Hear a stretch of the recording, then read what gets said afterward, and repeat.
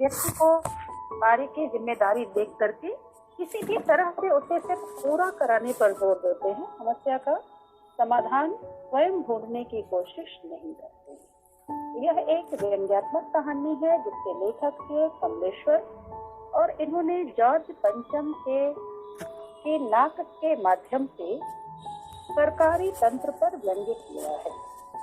कहानी में हम पढ़ते हैं कि आजादी के बाद ब्रिटेन की महारानी एलिजाबेथ अपने पति फिलिप के साथ एशिया के दौरे पर आए। एशिया महाद्वीप में ये 3 देशों का दौरा करना चाहते हैं, भारत, पाकिस्तान और नेपाल। और इस यात्रा की तैयारियां इंग्लैंड में हो रही थी, जिसकी गूंज भारत में सुनाई दे रही थी। और इस तरह की तैयारियों की बात की पेपर में जो आ रहे थे समाचार, उसमें यही था कि रानी ने कैसे कपड़े सिलवाए हैं, उनका दर्जी परेशान है, क्या करना चाहते हैं वो लोग। हम पाठ के अंशों पर बाद में आएंगे, पहले हम आपको ऐसे ही बताएं, ठीक है। तो वो आने वाली थी और तैयारियां हो रही थी। उन तैयारियों में हम देखते हैं कि जिन बातों, देखो कोई भी देश का अगर प्रमुख व्यक्ति दूसरे देश के दौरे पर जाता है तो उसका उद्देश्य क्या होता है? दोनों देशों के बीच कुछ राजनीतिक, कुछ आर्थिक मुद्दों पर समझौता होता है। यही उद्देश्य होता है ना विदेश यात्राओं का, राजनयिकों के। हम देखते हैं कि अक्सर कर हमारे प्रधानमंत्री यहाँ की यात्रा पे गए, वहाँ की यात्रा पे गए, और जब लौट के आते हैं तो उस देश के साथ अपने रिश्तों की एक मजबूती लाते हैं, किसी न किसी मुद्दे पर समर्थन लाते हैं। तो इन राजनीतिक यात्राओं का उद्देश्य यही होता है।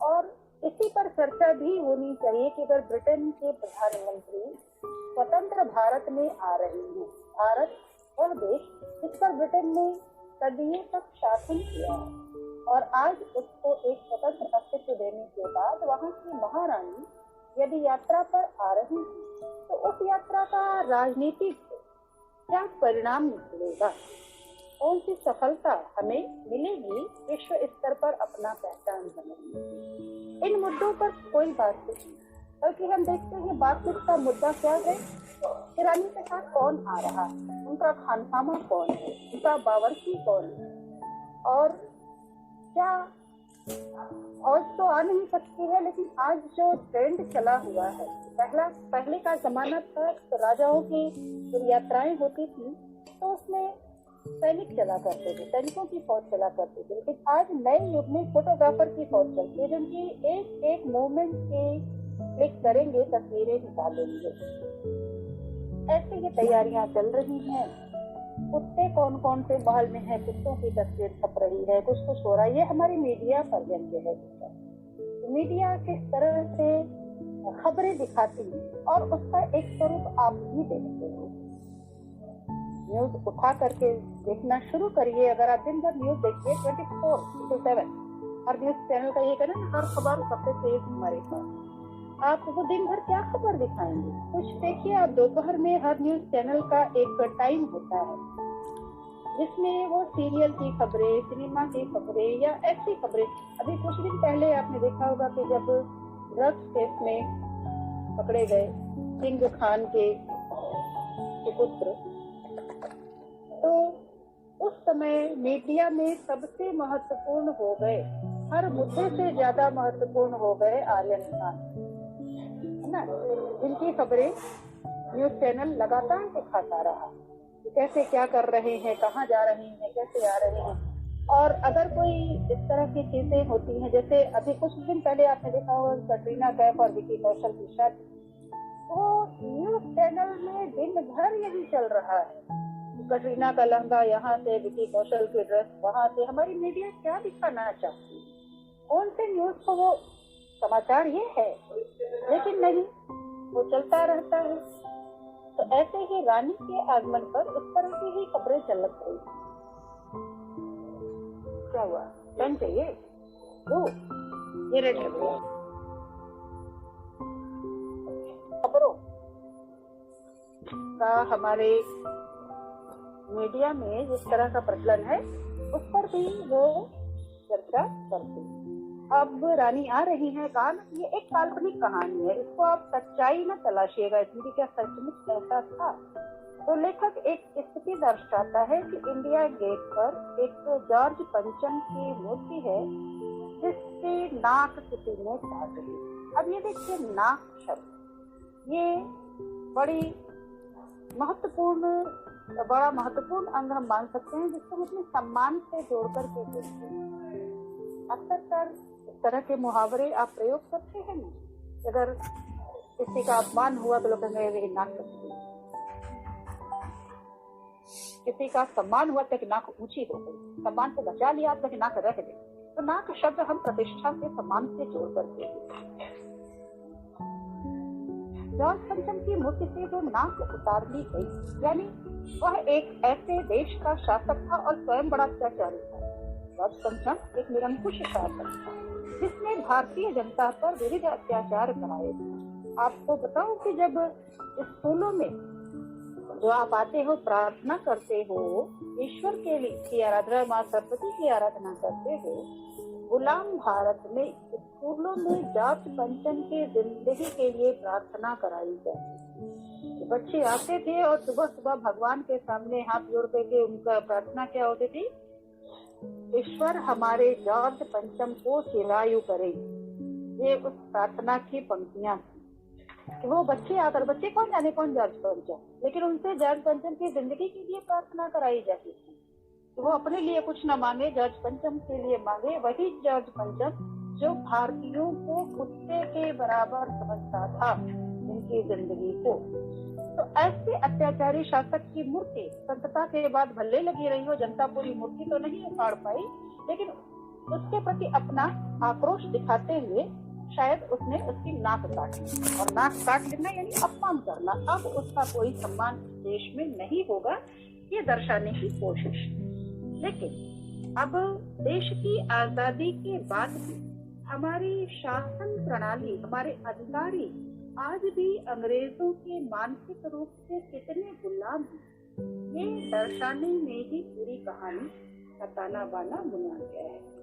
कि नई दिल्ली में तैयारियां हो रही थी, अचानक से देखा गया कि जॉर्ज पंचम की मूर्ति पर तो नाक ही नहीं, तो खलबली मच गई प्रशासनिक हल्के में, और लोग कहने लगे कि अगर ये नाक नहीं रही तो हमारी नाक भी नहीं दिखेगी। तो किसी भी तरह से मूर्ति पर नाक लगाई फिर से। भले ही वो अत्याचारी शासक है, लेकिन उसी के देश की महारानी आ रही है दौरे पर, और वह देखेंगे कि नक कटी मूर्ति खड़ी है, यानी हमारे राजा का इनके देश में अपमान हुआ है। तो ये तो अपनी नाक कटाने जैसी बात हो जाएगी, तो कैसे भी उस मूर्ति पर नाक लगाए। अब इसके लिए प्रयास करने शुरू हुआ। सबसे पहले हमारे यहाँ किसी भी दिशा में क्या होता है, जांच कमेटी बनाई जाती है। अभी आप देखिए कि हम लोगों ने देखा कि प्रधानमंत्री पंजाब के दौरे पर जा रहे थे और उनके बीच रास्ते में हाईवे पे रोक लिया गया, उनकी सुरक्षा में सेंध लगी। लोग कहने लगे कि यह साजिश थी, प्रधानमंत्री को मारा भी जा सकता था। तो इस घटना की जांच के लिए भी कमेटी बन गई। रिटायर्ड जज हिंदू के संरक्षण में, आपने कल के न्यूज में ये चीजें देखी भी होंगी। तो सबसे पहले हमारे यहाँ होता है कि किसी भी घटना की जांच के लिए एक कमेटी बनाई जाती है। जॉर्ज पंचम की मूर्ति लगाने के लिए भी एक कमेटी बना दी गई। अब कमेटी तो बना दी गई, लेकिन उस कमेटी ने काम क्या किया? उस कमेटी ने काम के नाम पर केवल यही किया कि एक मूर्तिकार को बुलाया गया। मूर्तिकार, इसके बारे में लिखा भी है पाठ में कि यूं तो कलाकार और जरा पैसे से लाचार था, है ना। इसका मतलब ये है कि वह कलाकार तो था, लेकिन पैसे के लिए कोई भी काम करने के लिए, किसी भी तरह के काम को करने के लिए तैयार भी दिखता है। मूर्तिकार आता है और उसने आते ही मसला हल कर दिया, समस्या हल कर दी। उसने समस्या का हल क्या निकाला? उसने यही हल निकाला कि सबसे पहले हमें पता करना होगा कि यह मूर्ति कब और कहाँ बनी थी और पत्थर कहाँ से लाया गया था। अब जितने भी कमेटी के मेंबर हैं, किसी को पता ही नहीं कि कब बनी, कहाँ से पत्थर आया। और उसमें अधिकारियों के कार्यशैली पर व्यंग करते हुए ये भी एक लाइन है कि हुक्कामों ने यानी अफसरों ने एक दूसरे की ओर देखा और जैसे आंखों ही आंखों में कह रहे हों, ये बताने की जिम्मेदारी आपकी है। यानी कोई भी जिम्मेदारी लेने के लिए तैयार नहीं हुआ। फिर क्या हो? अब अधिकारी भले ही कई हो, लेकिन काम किसी भी विभाग में यदि होता है तो वह क्लर्क ही जो सबसे छोटा पद पर रहता है वही करता है। तो यहाँ भी वही होगा कि क्लर्क को बुलाया गया और उससे कहा गया कि जाओ। क्लर्क बेचारा गया, सारी फाइलें जितनी थी पुरातत्व विभाग में, आर्कियोलॉजी में, सारे विभागों की फाइलों को खंगाला, लेकिन कोई रिकॉर्ड के हाथ नहीं लगा। और वो लौट के आता है और कहता है कि मुझे माफ कर दीजिए, फाइलें सब कुछ हजम कर चुकी। अब बेटा, हिंदुस्तानी फाइलों का हाजमा, वैसे तो हाजमा शरीर का होता है, लेकिन भारत की फाइलें भी बचाने में बड़ी माहिर। हमारे यहाँ बड़े से बड़ा घोटाला हो जाता है, जब तक व्यक्ति सत्ता में है वह घोटाला उजागर ही नहीं होता है। जैसे ही वह सत्ता से बाहर जाता है, अपोजिशन पार्टी वाले को सत्ता मिलती है, तो वह सबसे पहला काम यही करता है कि पिछली सरकार के घोटाले खोजे, और वो घोटाले खोजते हैं, उसमें जांच शुरू होती है और जांच होते होते कई साल लग जाते हैं, इस सरकार भी बदल जाती है सकता है, तो फिर वह घोटाले की सारी चीजें गायब हो जाती है। अगर वही पार्टी फिर से सत्ता में आई तो फिर जांच कमेटी का ये होता है कि नहीं, ये आरोप बेबुनियाद थे और ऐसा कुछ भी पाया नहीं गया, और अपराधी जिसको कटघरे में खड़ा किया गया रहता है वो अचानक से बाइज्जत बरी हो जाता है। तो फाइलों में घोटाला होता रहता है, फाइलें बदलती रहती हैं।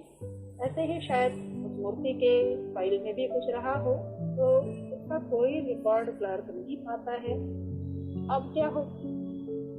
लेकिन मूर्तिकार हार मानने वाला कलाकार नहीं था। उसने फिर दूसरा मुद्दा सुझा दिया कि ऐसा है कि कोई बात नहीं, मैं हिंदुस्तान के हर पहाड़ पर जाऊंगा और मूर्ति जैसा पत्थर ढूंढ करके लाऊंगा और उससे नाक बना के लगा दूंगा। फिर वह देशव्यापी दौरे पर गया और इस दौरे के लिए जो खर्च लगा होगा वो सरकार से लिया होगा उसने। तो वह दौरे पर चला जाता है और कई दिनों तक यात्राएं करता रहता है और अंत में आता है वापस और बताता है कि हिंदुस्तान के हर पहाड़ पर मैं गया, लेकिन मूर्ति जैसा पत्थर नहीं मिला। शायद ये पत्थर विदेशी है। इस पर सभापति थोड़े नाराज हुए कि हम तो विदेशों की सारी चीजें अपना चुके हैं, दिल, दिमाग, तौर तरीके, यहाँ तक कि बॉल डांस जैसी चीज भी हमारे देश में मिल जाती है, तो फिर पत्थर विदेशी कैसे हो सकता है? अब थोड़ा सा ध्यान दीजिएगा कि हम अपनी सोच बदल सकते हैं, पहनावा बदल सकते हैं, लेकिन कहिए कि हम अपने देश की जलवायु बदल देंगे, ये हमारे हाथ में है। मौसम बदल देंगे, पहाड़ बदल देंगे, ये नहीं होता है। लेकिन हमने अपनी संस्कृति को बदल ली, पश्चिमी संस्कृति को पूरी तरह से अपना लिया है, तो सब कुछ तो विदेशी हो गया, लेकिन पत्थर अभी भी नहीं मिला। अब क्या किया जाए? गुस्साने से तो मसला हल होगा नहीं। तो मूर्तिकार तीसरा सुझाव भी देता है कि मैं एक बात कहना चाहता हूँ, लेकिन अगर ये बात इस कमेटी के कमरे से बाहर न जाए तो। फिर उसके ऐसा कहते ही कमेटी के दरवाजे बंद कर दिए गए और बंद कमरे में मूर्तिकार ने सुझाव दिया कि इस देश में बहुत सारे नेताओं की दुनिया है। अगर आप लोग ठीक समझें तो किसी मूर्ति पर से ही नाक काट ली जाए, राजपथ की मूर्ति पे लगा दी जाए। तो एक क्षण के लिए लोग घबराते हैं, लेकिन इस काम की भी इजाजत मूर्तिकार को मिल जाती है और वह फिर सरकार से सहायता लेकर के दौरे पर निकल जाता है कि फिर नेता महापुरुष के मूर्ति की नाक, पंचम की नाक पर फिट बैठेगी। तो पूरे देश की यात्रा करता है। देखिए, देश का कोई कोना ऐसा नहीं है जो महापुरुषों से खाली हो। पंजाब में अगर गया तो लाला लाजपत राय मिले, गुजरात गया गांधी जी मिले, सरदार पटेल मिले, मैसूर गया वहाँ मिले, महाराष्ट्र गया शिवाजी मिले, सारा भाई मिले, मतलब हर जगह पर। उत्तर भारत में चंद्रशेखर मिले। तो हर जगह पर महापुरुष रहे, देशभक्त रहे, मूर्तियां रही। वह फिर भी हर जगह घूम के आता है और कहता है कि मैं सब जगह घूमता।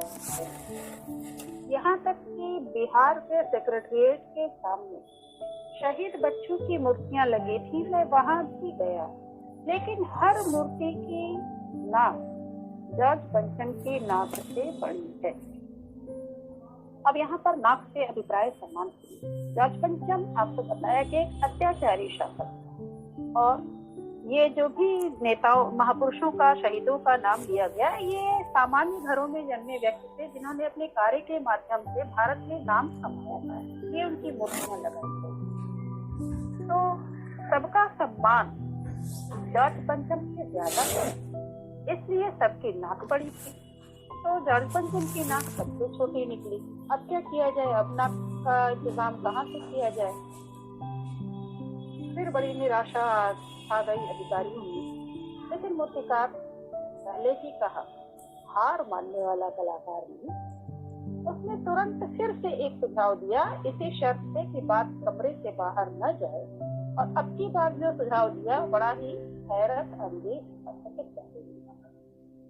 उसने सुझाया कि देश में इतनी जनसंख्या है, यदि एक जिंदा नाक काट के लगा दी जाए तो अब फिर एक बार बदहवासी छाई अधिकारियों के चेहरे पर। लेकिन फिर उसे मूर्तिकार ने ही संभाला और कहा कि आप लोग परेशान ना होइए, नाक चुनने की जिम्मेदारी मेरी। और उससे फिर इजाजत दे दी गई कि चल नाक चुन के ले आओ, जो भी नाक पे फिट बैठे लगा। देखिए, बड़े ही ऊट पटांग सुझाव देता रहता है अधिकारियों को, लेकिन अधिकारी किसी तरह से समस्या से जान छुड़ाना चाहे और हर ऊट पटांग सुझाव को वो मानती है। तो अब जिंदा नाक लगाने का सुझाव वाले है, और इसके लिए थोड़ी सी और सरकारी सहायता मांगता है, वो भी दे दी गई। फिर उसे एक बड़ी ही बड़ी ताकीद निर्देश भी दिया गया कि खास दिन तक नाक जरूर लग जानी चाहिए। और अखबारों में खबर छप गई कि नाक का मसला हल हो गया है और जल्दी ही जॉर्ज पंचम की मूर्ति पर नाक लगा दी। तो चूंकि नाक लगाई जा रही है तो उसके लिए तैयारियां भी हुई और उसके आसपास हथियारबंद सिपाही तैनात किए गए। कोई मूर्ति तक पहुंच न पाए, बड़ा पहरा है, क्योंकि कोई भी देख लेगा आसपास का व्यक्ति तो उसका शोर मचा सकता है। इसलिए मूर्ति को कड़े पहरे में रखा गया। और एक खास दिन, जिस दिन कहा गया था नाक लग गई, जिस दिन नाक लग गई उसके अगले दिन अखबारों में खबर छपी कि जॉर्ज पंचम की मूर्ति पर जिंदा नाक लगाई है, यानी ऐसी नाक जो कतई पत्थर की ना हो। अब इस खबर पे ध्यान दीजिएगा। इस खबर का जो प्रारंभिक अंश है वह सच्चाई है। जॉर्ज पंचम की मूर्ति पर जिंदा नाक लगाई गई, लेकिन इस सच्चाई को बाद में ऐसे शब्दों के साथ मिला दिया गया है कि इसकी सच्चाई थोड़ी सी संदेश के घेरे में आ जाए। आगे के अंश में कहा गया ना कि यानी ऐसी नाक जो कतई पत्थर की नहीं लगती, यानी जिंदा नाक जैसी कर जाओ। ठीक है, तो हमारी मीडिया ये काम भी करती है, वो सच का साथ देने का दावा तो करती है, लेकिन किसी का विरोध भी नहीं लेना चाहती। तो खासकर सत्ता का, अगर सत्ता पक्ष विरोध में आया तो उसका कुछ अहित कर सकता है। तो मीडिया भी इस तरह की खबरें ही दिखाता है कि सच के आवरण में लिपटी हुई हो लेकिन खुला सच न हो, ऐसे ही खबर छपती। अब लेकिन एक खास बात ये रही कि उस दिन अखबार में उस खबर के अलावा कुछ भी नहीं छपा। जैसा कि हमारी अखबारों में खबरें होती हैं, उस पर भी थोड़ा सा व्यंग्य उन्होंने दिया है। कहीं किसी ने उद्घाटन का फीता नहीं काटा, एयरपोर्ट पर किसी का स्वागत नहीं हुआ, न ही किसी ने कहीं कोई उद्घाटन किया, किसी का ताजा चित्र भी नहीं छपा। अखबार में उस खबर के अलावा सारा पन्ना खाली था। अखबार खाली थे, पंक्ति अंतिम यही थी कि नाक तो एक ही चाहिए, वह भी बुत यानी मूर्ति के। तो इस पंक्ति से ही खत्म करता है लेखक और एक प्रश्न हमारे सामने छोड़ जाता है कि अखबार खाली क्यों? शायद अखबार से जुड़े हुए लोगों ने इस चीज को समझा कि हमारे सम्मान का कोई महत्व नहीं है, क्योंकि आम जनता ही मीडिया कर्मी भी होती है ना। तो आम जनता की नाक काट के अगर मूर्ति पर नाक लगाई गई, यानी उसकी जिंदगी का, उसके सम्मान का प्रशासन की नजर में कोई कीमत नहीं है। तो सबने अपने आप को अपमानित महसूस किया और इस घटना का विरोध करने के लिए ही अखबारों ने इस खबर के अलावा कुछ नहीं छापा। तो आज की क्लास में मैंने आपको सारांश बताया। आगे की क्लास में हम इसके पाठ की पंक्तियां